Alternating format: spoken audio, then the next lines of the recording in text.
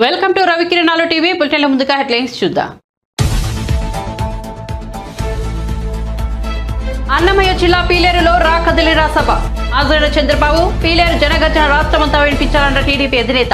ప్రజాకోర్టులో జగన్ కు శిక్ష పడే సమయం సమీపించిందన్న వ్యాఖ్య.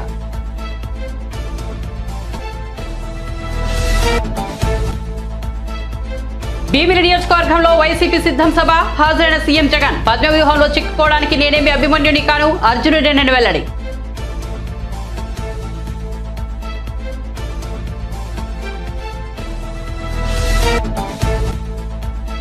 బీసీ, మైనార్టీ, గిరిజన సంక్షేమ శాఖలపై ముఖ్యమంత్రి సమీక్ష. కళ్యాణ లక్ష్మి, షాదీ ముబారక్ లబ్ధిదారులకు 1 లక్షతో పాటు తులం బంగారం ఇచ్చేలా ప్రణాళికలు రూపొందించాలన్న సీఎం.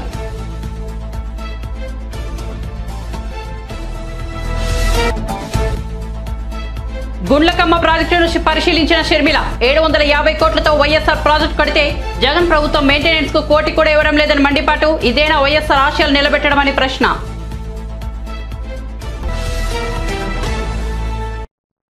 ఇక వార్త వివరాల్లోకి వెళ్తే, టీడీపీ అధినేత చంద్రబాబు అన్నమయ్య జిల్లా పీలేరులో రాకదిలిరా సభకు హాజరయ్యారు. ఈ సందర్భంగా ఆయన ప్రసంగిస్తూ పీలేరు జనగర్జన రాష్ట్రమంతా ప్రతిధ్వనించాలని పిలుపునిచ్చారు. ప్రజాకోర్టులో జగన్ కు శిక్ష పడే సమయం సమీపించిందని, వైసీపీకి కౌంటర్ ప్రారంభమైందని అన్నారు. రాబోయే ఎన్నికలు కురుక్షేత్ర యుద్ధమని, అందులో గెలిచేది టీడీపీ జనసేన కూటమేనని చంద్రబాబు ఉద్ఘాటించారు. భీమిలిలో సీఎం జగన్ సిద్ధం సభ నిర్వహిస్తున్న నేపథ్యంలో చంద్రబాబు స్పందించారు. ఎన్నికలు వస్తేనే జగన్ ప్రజల్లోకి వస్తారని విమర్శించారు. మద్య నిషేధంపై మాట తప్పిన వ్యక్తి జగన్, అలాంటి వ్యక్తికి ఓటు అడిగే హక్కు లేదని స్పష్టం చేశారు. అబద్దాలు చెప్పడంలో జగన్ పీహెచ్డీ చేశారని, 10 రూపాయలు ఇచ్చి 100 రూపాయలు దోచుకోవడమే ఆయన విధానమని వివరించారు. ఇలాంటి జలగ మనకెందుకు, మరోసారి చెప్తున్నా వైనాట్ పులివెందల అంటూ చంద్రబాబు ప్రకటించారు. జగన్ ఇప్పుడు ఎన్నికలు వస్తున్నాయి, ఎన్నికల సమయంలో మాట్లాడుతున్నాడు సిద్ధమని, మీటింగ్లు పెడతాడంట. నేను అడుగుతున్నా, ఆయన ప్రచార సభలకు సిద్ధమైతే అవినీతి డబ్బులుందని ఎక్కడికక్కడ పెద్ద పెద్ద హోర్డింగ్లు పెడుతున్నాడు. 5 సంవత్సరాలు ప్రతిపక్షాలు ఎక్కడున్నా ఒక కటౌట్ పెట్టాలన్నా, ఒక హోర్డింగ్ పెట్టాలన్నా పూర్తిగా అడ్డం పడి ఇష్టానుసారంగా చేసిన ఈ జగన్ ఇప్పుడు ప్రచారానికి సిద్ధం అంటున్నారు. మిమ్మల్ని అడుగుతున్నా, మీరు సిద్ధమవునా కాదా అని మిమ్మల్ని అడుగుతున్నా. మనం చేయాల్సింది, అయ్యా జగన్ రెడ్డి, నీకు అభ్యర్థులు కూడా దొరకడం లేదు. నువ్వు అభ్యర్థుల పేరు చెప్తే వాళ్ళు పారిపోయే పరిస్థితికి వచ్చారు. ఈరోజు ఈ సభ నుంచి చెప్తున్నా, నువ్వు గాని మీ పార్టీ గాని ఎన్నికలకు సిద్ధమని మీరు మాట్లాడితే మిమ్మల్ని ఓడించడానికి ప్రజలు సిద్ధం. అవునా కాదా?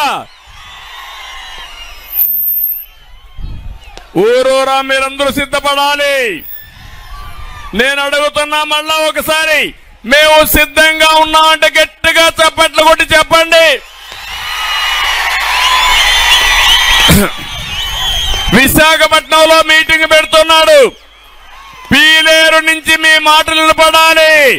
మేము సిద్ధమని గట్టిగా చప్పట్లు కొట్టండి మరొకసారి.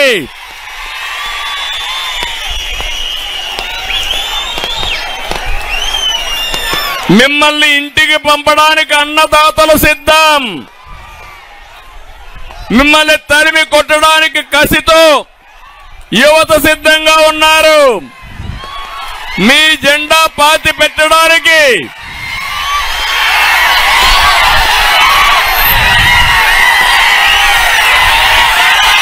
మీ తమ్ముళ్ళు యువత ఓపిక ఉండాలి. మీరంతా వచ్చేయండి. మీరంతా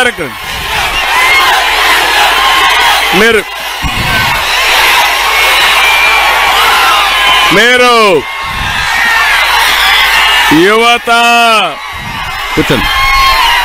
మీరంతా వచ్చేయండి. మీరంతా వచ్చేయండి. వాళ్ళే మీరు సహకరించకపోతే మనం మాట్లాడాలి. పని చేశాడా అని అడుగుతున్నా మిమ్మల్ని. ఎక్కడైనా అభివృద్ధి అయ్యిందా అని అడుగుతున్నా మిమ్మల్ని. ఒక్క అభివృద్ధి కార్యక్రమం చేయలా. ఒక్క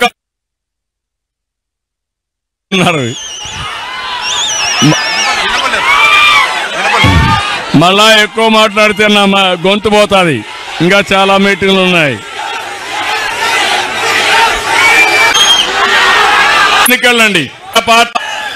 అన్న నందమూరి తారక రామారావు గారి హయాంలోనే ప్రారంభమైనాయి. తెలుగు గంగ మీ జీవితాల్లో వెలుగు వస్తుంది. నేను ఒకటే ఆలోచించాను, రాయలసీమని పండ్ల తోటలకు ఒక హబ్బుగా తయారు చేయాలని. దుర్మార్గులు వచ్చి మొత్తం కూడా ఇబ్బంది పెట్టే పరిస్థితి వచ్చారు. నేను ఆ రోజు సీమ రైతుకి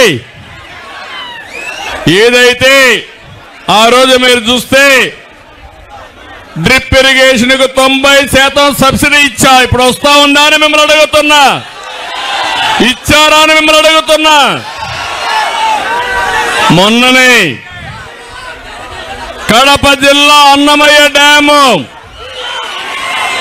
అన్నమయ్య జిల్లాలో అన్నమయ్య డ్యాము కొట్టుకొని పోయిందా లేదా అని మిమ్మల్ని అడుగుతున్నా. 40 మంది చనిపోయారు. ఇంతవరకు మళ్ళీ ఆ డ్యాము కట్టారా అని మిమ్మల్ని అడుగుతున్నా. అంటే కనీసం ఒక డ్యాముకు గ్రీసే లేని వ్యక్తులు 3 రాజధానులు కడతామంటే నమ్మతారా తమ్ముళ్ళు అని మిమ్మల్ని అడుగుతున్నా. ఇలాంటి దుర్మార్గమైన ముఖ్యమంత్రి ఎక్కడా ఉండరు. కనీసం అన్నమయ్య డ్యాము కొట్టుకొని పోయి 40 మంది చనిపోతే 450 కుటుంబాలకు ఇళ్లు కూడా కొట్టుకొని పోతే కట్టారా ఇండ్లు అని అడుగుతున్నా. ఇంతవరకు ఆ ఇండ్లు కట్టిన దాఖలాలు లేవు. కనీసం అందరికీ 1 లక్ష రూపాయల చొప్పున పారితోషికం ఇచ్చిన పార్టీ, ఇచ్చిన ట్రస్ట్ వచ్చి ఎన్టీఆర్ మెమోరియల్ ట్రస్ట్ అని చెప్పి కూడా నేను మీకు తెలియజేస్తున్నా. ఏపీ సీఎం జగన్ భీమిలి నియోజకవర్గం సంఘీవలసలో ఏర్పాటు చేసిన వైసీపీ సిద్ధం బహిరంగ సభకు హాజరయ్యారు. సీఎం జగన్ తన ప్రసంగంలో వివక్షాలను ఏకిపారేశారు. భీమిలిలో తనకు అటు సముద్రం ఇటు జనసముద్రం కనిపిస్తోందని వ్యాఖ్యానించారు. సభకు వచ్చిన ప్రతి ఒక్కరిలోనూ ఒక్కో సేనాధిపతి కనిపిస్తున్నారని అన్నారు. ఇటుపక్క పాండవ సైన్యం ఉంటే అటుపక్క కౌరవ సైన్యం ఉందని, ఈ యుద్ధంలో చంద్రబాబు సహా ప్రతి ఒక్కరూ ఓడిపోక తప్పదని సమరోత్సాహం ప్రదర్శించారు.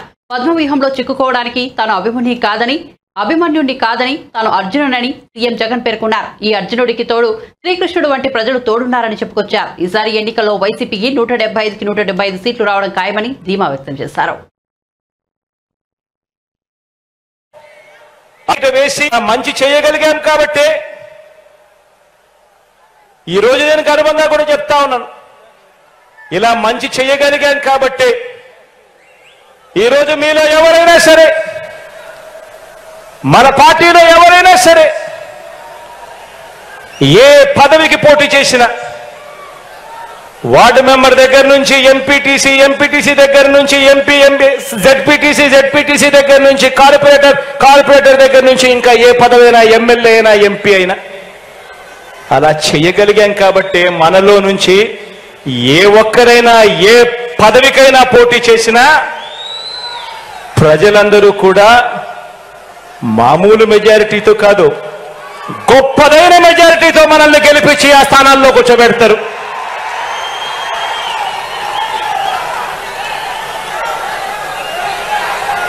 ఇలా మన పార్టీని అభిమానించే వారికి చరిత్రలో ఎవరు ఇవ్వని అవకాశాలు మనమే ఇచ్చాం. నామినేషన్ పనులలో కూడా, కేటాయింపుల్లో కూడా ఇదే పంత న్యాయం కూడా చేస్తూ వచ్చాం. ఎవరు గెలవనన్ని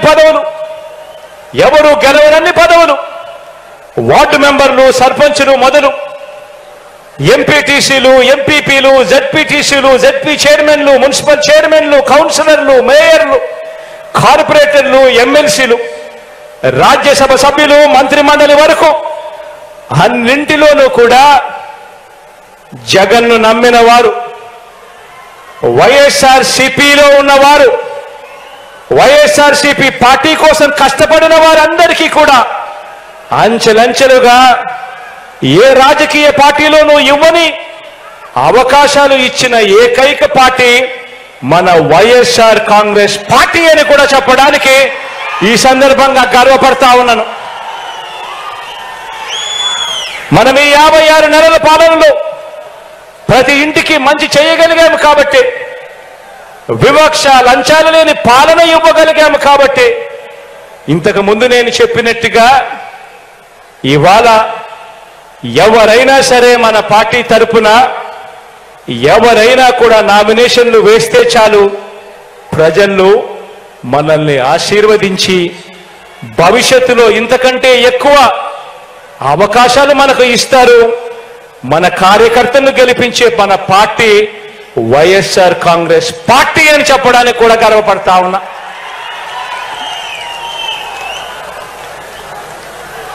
ఇప్పుడు మనం చేయాల్సిందల్లా ఒకటే. ఈ 2,53,000 కోట్ల రూపాయలు మీ బిడ్డ బటన్ నొక్కుతా ఉన్నాడు, నేరుగా నా అక్క చెల్లెమ్మల కుటుంబాల ఖాతాల్లోకి, ప్రతి గ్రామంలో ఉన్న నా అక్క చెల్లెమ్మల కుటుంబాల ఖాతాల్లోకి నేరుగా వెళుతా ఉంది. అలా వెళ్ళేటప్పుడు ఎవరు లంచాలు అడగడం లేదు, ఎవరు వివక్ష చూపడం లేదు. నేరుగా మీ బిడ్డ బటన్ నొక్కుతా ఉన్నాడు, నేరుగా ప్రతి గ్రామంలో ఉన్న నా ప్రతి అక్క ప్రతి చెల్లెమ్మ కుటుంబాల ఖాతాల్లోకి నేరుగా పోతా ఉంది. ఈరోజు నేను గర్వంగా కూడా చెప్తా ఉన్నాను, రాష్ట్రంలో ఈరోజు 84% మంది మరి రూపాయలు చంద్రబాబు వారి వ్యూహాలలో, వారి కుట్రల్లో, వారి కుతంత్రాలలో, మోసపూరిత వాగ్దానాల్లో, వెన్నుపోట్లు, పొత్తులు, ఎత్తులు, జిత్తుల పద్మవ్యూహం కనిపిస్తా ఉంది అక్కడ. కానీ పద్మవ్యూహంలో చిక్కుకొని వారి బాణాలకు బలైపోవడానికి ఇక్కడ ఉన్నది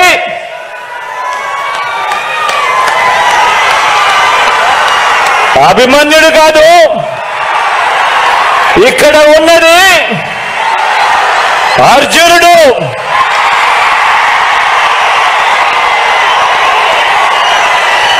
ఆ అర్జునుడికి తోడు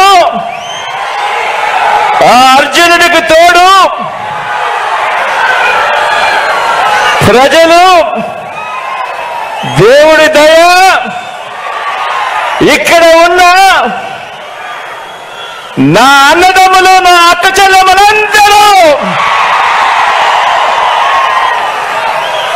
ఇంతమంది కార్యకర్తలు, ఇంతమంది అన్నదమ్ములు, ఇంతమంది తోడు కృష్ణుడి రూపేణ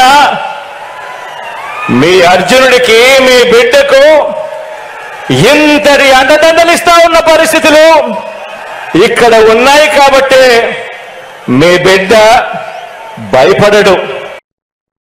ప్రకాశం జిల్లాలోని గుండ్లకమ్మ ప్రాజెక్టును ఏపీసీసీ అధ్యక్షులు వైఎస్ షర్మిల, ఆ పార్టీ సీనియర్ నేతలు రఘువీరారెడ్డి, పల్లంరాజు, గిడిగ రుద్రరాజు తదితర నేతలు సందర్శించారు. ఈ సందర్భంగా మీడియాతో మాట్లాడిన షర్మిల వైసీపీ ప్రభుత్వంపై విరుచుకుపడ్డారు. 750 కోట్లు పెట్టి వైఎస్ఆర్ గుండ్లకమ్మ ప్రాజెక్టు కడితే ప్రాజెక్ట్ మెయింటెనెన్స్ కోసం వైసీపీ ప్రభుత్వం ఏడాదికి కనీసం ₹1 కూడా ఇవ్వడం లేదని విమర్శించారు. ప్రాజెక్టును సందర్శించడానికి ఇక్కడ ప్రకాశం జిల్లాలో ఓబుల్రెడ్డి గుండ్లకమ్మ ప్రాజెక్టు దగ్గర కాంగ్రెస్ పార్టీ ఈ ప్రాజెక్టును సందర్శించడానికి, ఇక్కడ ప్రజలు పడుతున్న ఇబ్బందులను చూసి ప్రపంచం దృష్టికి తేయడానికి ఇక్కడికి రావడం జరిగింది. ఈ ప్రాజెక్టు రాజశేఖర రెడ్డి గారు జలయజ్ఞంలో భాగంగా తలంచిన ప్రాజెక్టు. ఈ ప్రాజెక్టు వల్ల దాదాపు 1,00,000 ఎకరాలకు సాగునీరే కాకుండా ఒంగోలు పట్టణంతో పాటు 12 మండలాలు తాగునీరు కూడా ఇచ్చే ప్రాజెక్టు. 16 నెలల క్రితం ఒక గేటు కొట్టుకుపోయింది, 3 నెలల క్రితం ఇంకొక గేటు కూడా కొట్టుకుపోయింది. కేవలం మెయింటెనెన్స్ లేక ఈ ప్రమాదం జరిగింది అని ఎస్సీ గారే స్వయంగా చెప్పడం జరుగుతుంది. 5 సంవత్సరాలుగా ఈ ప్రాజెక్టు మెయింటెనెన్స్ చేస్తున్నా ఈరోజు ఈ ప్రమాదం వచ్చేదే కాదు. జగనన్న గారు గత 5 సంవత్సరాలుగా ముఖ్యమంత్రిగా ఉన్నారు. జగనన్న గారు రాజశేఖర రెడ్డి గారి ఆశయాలను నిలబెడుతున్నాను అంటున్నారు. రాజశేఖర రెడ్డి గారు 750 కోట్లు పెట్టి ఈ ప్రాజెక్టును కడితే మీరు కనీసం సంవత్సరానికో లేకపోతే 2-3 సంవత్సరాలకు ఒకసారో 2 కోట్లో 4 కోట్లో రిలీజ్ చేసినా ఈ మెయింటెనెన్స్ పనులు జరుగుతాయి.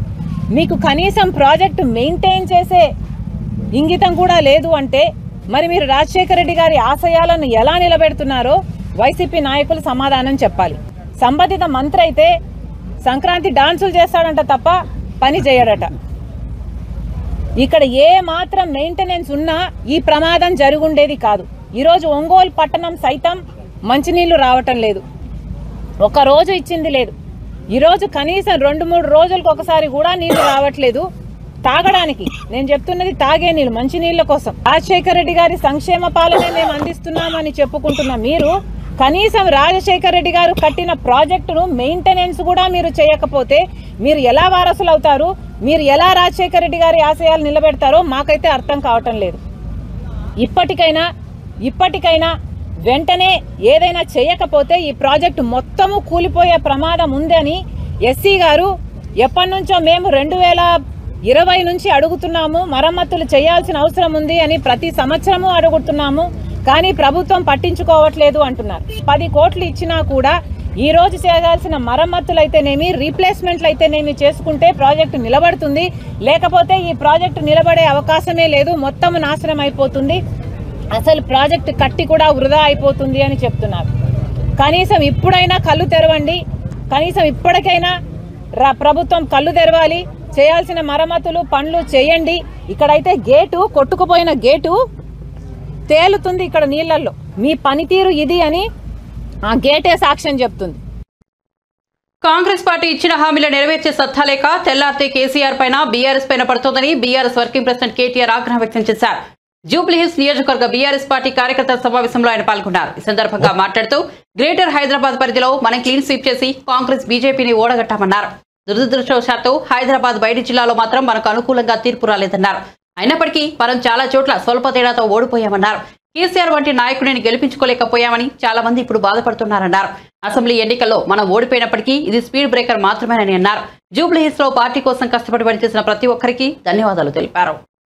బయట కొన్ని జిల్లాలలో మొత్తం గ్రేటర్ హైదరాబాద్ పరిధిలో ప్రతి ఒక్క సోదరుడు సోదరి కూడా కేసీఆర్ గారి నాయకత్వం అయితేనే ఈ రాష్ట్రం బాగుంటది అని చెప్పి జీహెచ్ఎంసీలో క్లీన్ స్వీప్, మొత్తం ఒక్క సీట్ కూడా వేరే వాళ్ళకి పోకుండా క్లీన్ స్వీప్ చేసి కాంగ్రెస్ ను బీజేపీని అడ్రస్ లేకుండా గ్రేటర్ హైదరాబాద్ కాడికి చేయగలిగినాం. కానీ దురదృష్టం బయట గ్రేటర్ హైదరాబాద్ బయట కొన్ని జిల్లాలలో మనం అనుకున్న ఫలితాలు రాలేదు. అందుకే మనకు 37% ఓటు వచ్చినప్పటికీ కాంగ్రెస్ పార్టీకి మనకంటే 1.85% అంటే చాలా స్వల్ప తేడా. దాంతో వాళ్లకు కొన్ని సీట్లు జిల్లాలలో ఎక్కువ వచ్చినాయి. మనకు 39 వచ్చినాయి, వాళ్లకు 64 సీట్లు వచ్చి వాళ్ళు గవర్నమెంట్ లోకి వచ్చినారు. ఈ 45-50 రోజుల్లో నేను చూస్తా ఉన్నాను, హైదరాబాద్ లో ఉండే ప్రజలైతే ఇట్లెట్లా జరిగింది, ఎందుకు జరిగింది, ఎట్లా జరిగింది అనే మాట నేను కనీసం హైదరాబాద్ లో మిగతా మిత్రులతో, నాయకులతో, కార్యకర్తలతో మాట్లాడేటప్పుడు చాలా మంది ఆశ్చర్యం వ్యక్తం చేస్తున్నారు, బాధపడతా ఉన్నారు. కేసీఆర్ గారు లాంటి నాయకుడు ఇవాళ ముఖ్యమంత్రిగా లేడు అంటే మేము జీర్ణించుకోలేకపోతున్నామన్నా అనే మాట కూడా చాలా మంది మిత్రులు చెప్తా ఉన్నారు. నేను మీ అందరికీ ఒకటే విజ్ఞప్తి చేస్తా ఉన్నా, రాజకీయాల్లో జీవితంలో చిన్న చిన్న ఎదురు దెబ్బలు, చిన్న చిన్న సెట్ బ్యాక్స్ తప్పవు. ఈ రోజు మనకు జరిగింది కూడా ఒక చిన్న ఎదురు దెబ్బ మాత్రమే, ఒక చిన్న స్పీడ్ బ్రేకర్ మాత్రమే. అంతే తప్ప దీని నుంచి మన మీద గందరగోళం అయిపోయి, మన మీద భయపడి లేదా బాధపడి ఇంట్లో కూర్చునేంత భయంకరమైన ఓటమేమి మనకు జరగలేదు. 39 సీట్లు ప్రజలు మనకు అప్పచెప్పినారు. 39 సీట్లు అంటే 119లో సరిగ్గా 3వ వంతు, 1/3 సీట్లు మనకు అప్పచెప్పినారు. 14 సీట్లు మనం స్వల్ప తేడాతో ఓడిపోయినాం. జుక్కలనే ఒక నియోజకవర్గంలో 1100 ఓట్లతో ఓడిపోయినాం. దేవరకద్ర అనే మరొక నియోజకవర్గంలో 1300 ఓట్లతో ఓడిపోయినాం. మన కాగజ్ నగర్ లో 3000 ఓట్లు, బోధన్లో 3000 ఓట్లు, ఖానాపూర్లో 4200, అట్లా చెప్పుకుంటూ పోతే ఒక 14 సీట్లలో కేవలం 4-5 వేల ఓట్ల తేడాతోనే ఓడిపోవడం జరిగింది. రాష్ట్ర వ్యాప్తంగా మీరు చూసినట్టయితే కూడా స్వల్ప తేడా, రకరకాల కారణాలు అయినప్పటికీ చాలా స్వల్ప తేడాతోనే మనం ఓడిపోయినాం. అదే హైదరాబాద్ కాడికి వస్తే అఖండమైన మెజారిటీలతో గెలిచినాం. 85,000, 72,000, 50,000, 40,000, 30,000 బ్రహ్మాండమైన మెజారిటీలతో హైదరాబాద్ లో మనం జయకేతనం ఎగరవేసినాం. ఇవాళ మనందరం ఆలోచించాల్సింది ఒకటే, పెద్దలు చెప్తారు ఎక్కడ కోల్పోయిన దాన్ని అక్కడనే వెతుక్కోవాలంటారు. అందుకే నేను అనేది తెలంగాణలో ఈ రోజు ఏ అధికారాన్ని అయితే మనం చేజార్చుకున్నామో తప్పకుండా పార్లమెంట్ ఎన్నికల్లో మన గెలుపుతో తిరుగులేని సమాధానం. మనం గట్టిగా ఉన్నాం, తెలంగాణ ప్రజల్లో కేసీఆర్ గారు బలంగా ఉన్నారనే మాట తెలవాలి అంటే పార్లమెంట్ లో బలంగా మనం పనిచేయాల్సిన అవసరం ఉంది. కాంగ్రెస్ బీజేపీ ఇక్కడ తెలంగాణలో ఒక ఫెవికాల్ బంధం లాగా ఇవాళ బ్రహ్మాండంగా కలిసిమెలిసి నడుస్తా ఉన్నారు. రేవంత్ రెడ్డి గారు పోయి ఢిల్లీకి పోయి అమిత్ షాని కలవంగానే కింద ఇక్కడ ఏం జరుగుతుంది, ఇక్కడ 2 శాసన మండలి స్థానాలు ఖాళీ అయితే ఎమ్మెల్సీ స్థానాలు రెండిటికి ఒకటేసారి నోటిఫికేషన్ ఇవ్వాలి నిజానికి. ఎందుకంటే 2 ఒకటేసారి ఖాళీ అయినాయి, 2 ఒకటేసారి పూరించాలి. కానీ 2 ఒకటేసారి పూరిస్తే ఒకటి కాంగ్రెస్ కు వస్తుంది, ఒకటి బీఆర్ఎస్ కు వస్తుంది. అందుకే 2 అలగలగ ఎన్నికలు పెట్టి ఒక అండర్స్టాండింగ్ లో కాంగ్రెస్ బీజేపీ 2 కూడా ఇక్కడ కాంగ్రెస్ కు వచ్చేటట్టు సహకరిస్తా ఉన్నాయి. దానికి పరోపకారి సహాయం ఏంది అంటే కాంగ్రెస్ కళ్యాణ లక్ష్మి షాదీ ముబారక్ లబ్ధిదారులకు తులం బంగారం ఇచ్చేలా అంచనాలు రూపొందించాలని ముఖ్యమంత్రి రేవంత్ రెడ్డి అధికారులకు సూచించారు. ఎన్నికల్లో ఇచ్చిన హామీ మేరకు లబ్ధిదారులకు ₹1,00,000తో పాటు తులం బంగారం ఇచ్చే ప్రణాళికలు రూపొందించాలన్నారు. శనివారం ఆయన సచివాలయంలో బీసీ, మైనార్టీ, గిరిజన సంక్షేమ శాఖలపై సమీక్ష జరిపారు. సమీక్షకు మంత్రులు పొన్నం ప్రభాకర్, సీతక్క, ప్రభుత్వ సలహాదారు షబ్బీర్ అలీ, సంబంధిత అధికారులు హాజరయ్యారు. ఈ సందర్భంగా మాట్లాడుతూ ప్రతి లోక్సభ నియోజకవర్గానికి ఒక బీసీ స్టడీ సర్కిల్ ఏర్పాటు చేయడంపై అధ్యయనం చేయాలన్నారు. సంక్షేమ హాస్టళ్లకు గ్రీన్ ఛానల్ ద్వారా నిధుల విడుదలకు ప్రణాళికలు సిద్ధం చేయాలన్నారు. అలాగే గురుకుల పాఠశాలకు సొంత భవనాలు నిర్మించేలా స్థలాన్ని గుర్తించాలని తెలిపారు. ఆ భవనాల నిర్మాణానికి అంచనా వ్యయం రూపొందించాలని ఆదేశించారు.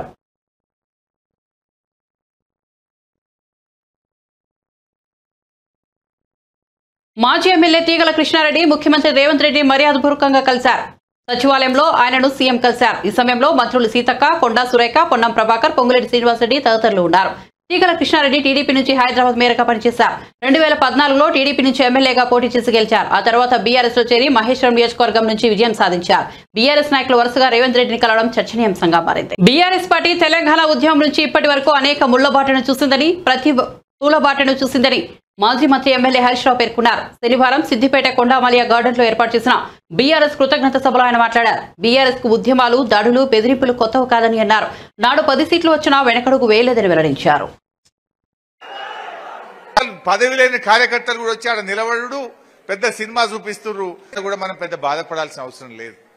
వాస్తవానికి మనకు రాష్ట్రం మొత్తంలో చూస్తే 1.8% ఓట్లు మాత్రమే తక్కువ వచ్చినాయి.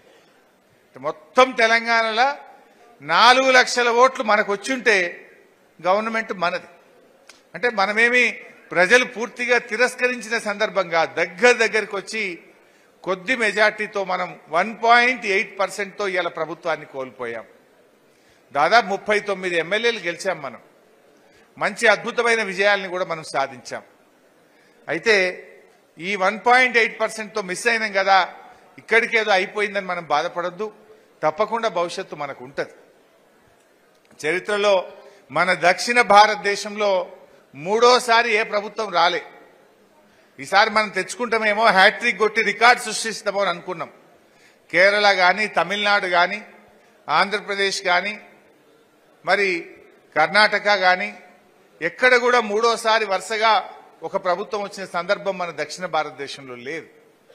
సో మనం 2 సార్లు అయినా 3వసారి కూడా వస్తుంది అనుకున్నాం. సరే, రాలేకపోయాం.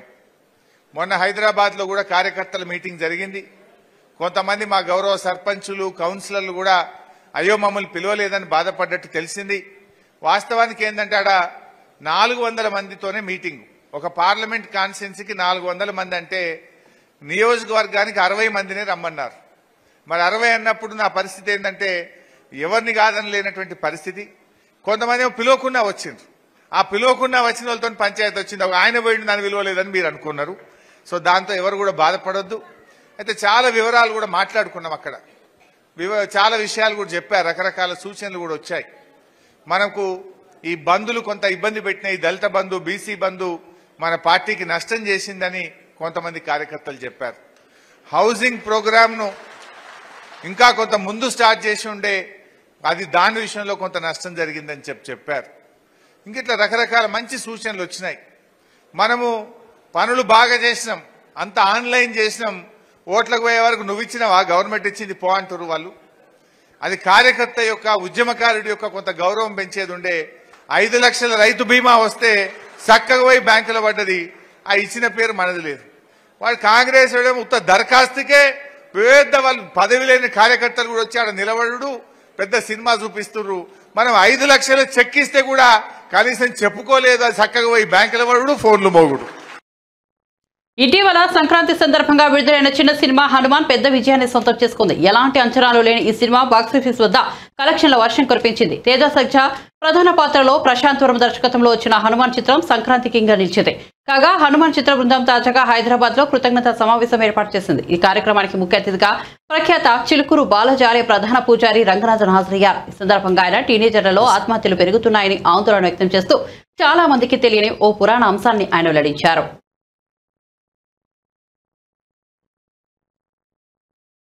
విభీషణుడు ఆంజనేయ స్వామి, సుందరకాండలో ఒక ఘట్టం మీకు చెప్తాను. విభీషణుడు ఆంజనేయ స్వామి యుద్ధం జరుగుతున్నది, రాత్రిపూట వెళ్తున్నారు. అందరూ వానరులందరూ పడిపోయి ఉన్నారు, కొంతమంది చనిపోయినారు. జాంబవంతుడు కూడా ఒళ్ళంతా నొప్పితోటి రుధిరంతో పడేందుకు అడుగుతున్నారు. ఆంజనేయ స్వామి ఒక్కడు బతికుంటే మా వానర సైన్యం మొత్తం బతికున్నట్టే. మా ஒரு యంగ్ పీపుల్ సేందటే ஒரு అద్భుత సజ్జా తేజాకి ఒక్కసారి గట్టిగా చప్పట్లు కొట్టు. స్వామివారి యొక్క మనస్సు తెలుస్తుంది. కృతజ్ఞతలు తెలిపడం కోసం అమృతాన 13వ సర్గంలో ఉట్టి చేతులతో పోతే నాకు ఏముంటుంది విలువ, లంకంతా వెతుకుతాడు. మీకు కూడా ఆత్మహత్య చేసుకోవాలని అనుకున్నాడు. మీకు ఎవరికైనా తెలుసా? ఎవరికైనా అమ్మాయి, రీసెర్చ్ చేసిన అమ్మాయి, నీకు తెలుసా? నేను రామాయణం పుస్తకం సుందరకాండం వాల్మీకి రామాయణం పెట్టుకుని ఉన్నాను. 13వ సర్గంలో ఆంజనేయ స్వామి మొత్తం లంకంతా వెతుకుతాడు, సీతమ్మ కనిపించదు. సీతమ్మ కనిపించకపోతే నేను ఇంత దూరం ఎగిరి వచ్చి ఉట్టి చేతులతో పోతే నాకు ఏముంటుంది విలువ? నంబర్ 1. సీత కనిపించలేదంటే రాముల వారి పరిస్థితి ఏముంటుంది? అయోధ్య వాళ్ళ పరిస్థితి ఏముంటుంది? వానర సైన్యం ఏముంటుంది? వాళ్ళందరూ ప్రాణత్యాగం చేస్తారు. అందుకోసం నేను ప్రాణత్యాగం చేసుకుంటాను. ఎలా చేసుకుంటాను? లిస్ట్ చెప్తున్నాడు. చెట్టుకు ఊరేసుకుంటాను, లేకపోతే నిప్పు పేర్చి అందులో దూకుతాను, సముద్రంలో పడిపోతాను, మునిగిపోతాను, లేకపోతే ఆహారమే స్వీకరించకుండా అలా పడుకుంటాను, ఏదైనా క్షుద్ర జంతువు తినేసిపోతుంది. ఇవన్నీ చెప్తున్నాను. Anjaneya Swami, imagine a person like Hanumanji thinking about a suicidal tendency. తర్వాత తానే ఆలోచిస్తుంది, నేను చనిపోతే వెళ్ళే వాళ్ళందరూ ఏమవుతారు? మళ్ళీ ఆలోచిస్తున్నాడు. వినాశే బహవో దోషా జీవన్ భద్రాని పశ్యామి అంటాడు. ఆంజనేయ స్వామి సెల్ఫ్ కౌన్సిలింగ్ చేసుకుంటున్నాడు. మీ మీడియం చాలా పవర్ఫుల్ అమ్మా. నేను చూసినాను ఈ థియేటర్లో, మీరు చెప్తున్నారు కదా, డిస్ట్రిబ్యూటర్స్ చెప్తున్నారు. నేను మా చిలుకూరు బాలాజీ స్వామి వారి సేవలో నా దగ్గర ఒక పవన్ కుమార్ ఉన్నాడు. ఆయన అన్నాడు, స్వామి మనం హనుమాన్ సినిమా వెళ్ళాలి. ఏముందిరా అందులో అని అన్నాను. మీరు రండి స్వామి అన్నాను. అందుకే ఫోన్ చేసి అడిగితే we went and then I was literally speechless for the such excellent movie which you people have created. Bulletin ముగించే ముందు హెడ్లైన్స్ మరోసారి చూద్దాం.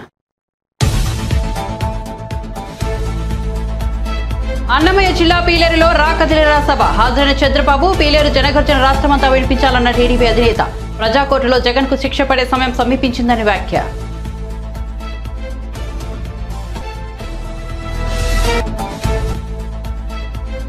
భీమిలి నియోజకవర్గంలో వైసీపీ సిద్ధం సభ హాజరైన సీఎం జగన్ పద్మవ్యూహంలో చిక్కుకోవడానికి నేనేమి అభిమన్యుని కాను అర్జునుడినే వెల్లడి.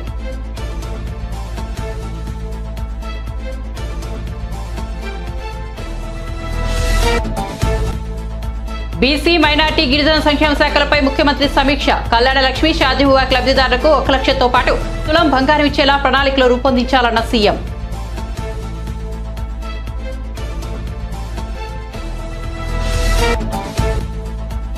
గుండ్లకమ్మ ప్రాజెక్టును పరిశీలించిన షర్మిల 750 కోట్లతో వైఎస్ఆర్ ప్రాజెక్టు కడితే జగన్ ప్రభుత్వం మెయింటెనెన్స్ కోటి కూడా ఇవ్వడం లేదని మండిపాటు. ఇదేనా వైఎస్ఆర్ ఆశయాలను నిలబెట్టడం అనే ప్రశ్న. మరిన్ని అప్డేట్స్ కోసం చూస్తూనే ఉండండి రవికిరణాలు టీవీ.